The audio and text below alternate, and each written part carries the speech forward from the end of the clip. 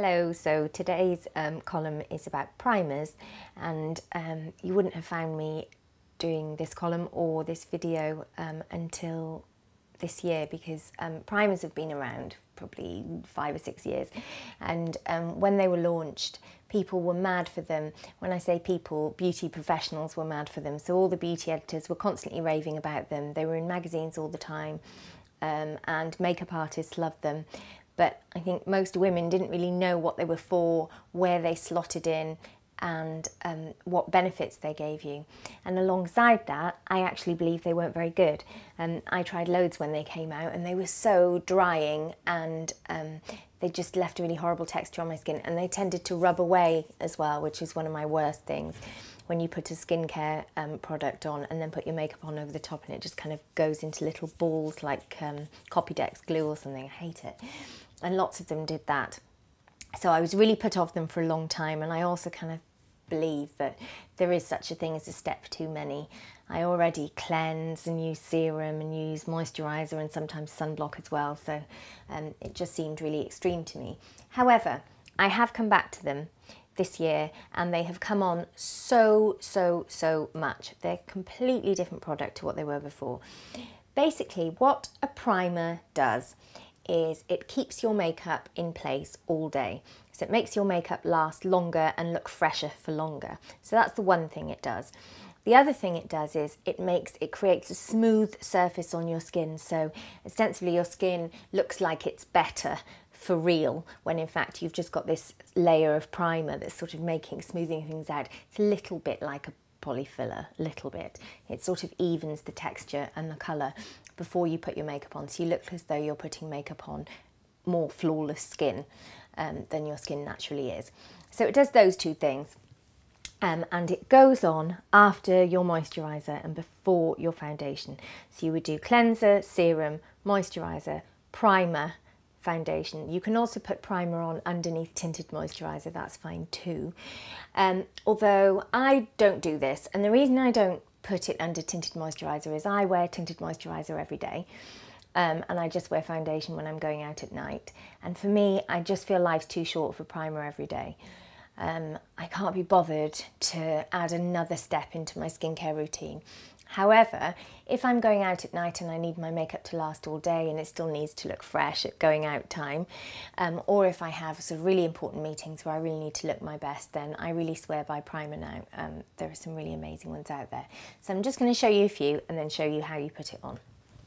So my long-term hatred of primer was cured by one product this year, and it completely set me off on a roll. So it's Smashbox. Look, it's half gone. I love it so much. Smashbox Photo Finish Hydrating Primer, which is oil-free. Now, I was in New York on business, and Smashbox told me about this primer, which wasn't yet out. And they gave me some to try, and I said, I'll hate it. I hate primers. They make my skin so dry. My skin's really dry and dehydrated anyway. I thought it'll never work. I tried it, and it was the first primer I had ever tried that left my skin really hydrated and moist, but still clung on to the makeup in the way that a primer's meant to. And off the back of that, then I started to look into primers, modern primers some more, and tried a load more. So if you have dehydrated skin, I can't recommend this enough. It's amazing, amazing product. It's completely restored my faith in primers. And if you have dry skin, the chances are you may have ruled out primers in the past thinking they're not for me, they make my skin feel terrible. This will not, it's amazing. Smashbox, for me, kind of own primers. They're so good at primers, all of them are really good. This is a really great one.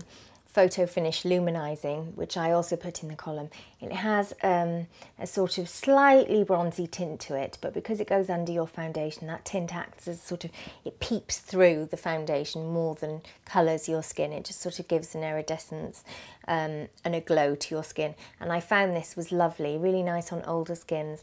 And for anybody who likes something like the Laura Mercier Illuminated Tinted Moisturiser, for example, as I do, this is the same sort of effect. It kind of gives you that halo effect. Some other ones I wanted to show you that I thought were really great.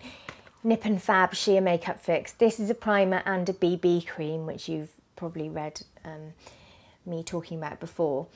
You can just get this in Boots. It's £15, which I think is pretty reasonable. And it's a completely clear primer, as most primers are actually. Most primers aren't tinted. It's completely clear. But it's very velvety, and it does what I was saying before. It just sort of evens out the surface of your skin and creates a kind of velvety finish before you put your makeup on. I liked that one a lot. If you have oily skin, there's a good chance that primer is the product for you, because very often with oily skin your makeup kind of goes on the move throughout the day because there's too much oil on the surface, and it causes foundation and so on to migrate. And a primer can be a really good way of not only clinging on to the makeup but also creating a nice smooth matte surface. You need to make sure you get an oil-free primer for this. NARS does a very good one. In fact, lots of primers are oil-free because they tend to use kind of silicones and so on instead of oil to make them slippy. So it's generally very easy to find one. And you can also get primers with an SPF in it. There's one in the column with an SPF of 30 or 50, I think, I can't remember. It had a very, very high SPF, which is brilliant because it takes away a step as you're adding a new one with the primer. And that tested brilliantly. It was very, very good. It was by Cover FX. Not all primers are expensive though. I mean, you can pick one up from Marks and Spencer's, for example. This one was £9.99, I think, from Marks and Spencer's. Very, very good. There's another one I tested for the column, which I really like, DHC, Japanese company. I think that was less than £10. The important thing is that you're happy with the texture and it's right for your skin. So I'm going to take one now that's right for my skin, and I'm going to show you how you use them. It couldn't be simpler. It's a 2-minute job. So I'm going to take, shall I do the hydrating one? Yeah. So this is the hydrating one that I love so much. You want a sort of that much, I would say. You can always go back and get a little bit more. Now, the secret with primer is to not rub or massage into your face. You just stroke it, slip it over your face. It's so light in texture that if you start, and it sort of dries as well, that if you start rubbing it in, it sort of does that kind of Pritt stick thing and it all comes away. You just want to stroke it.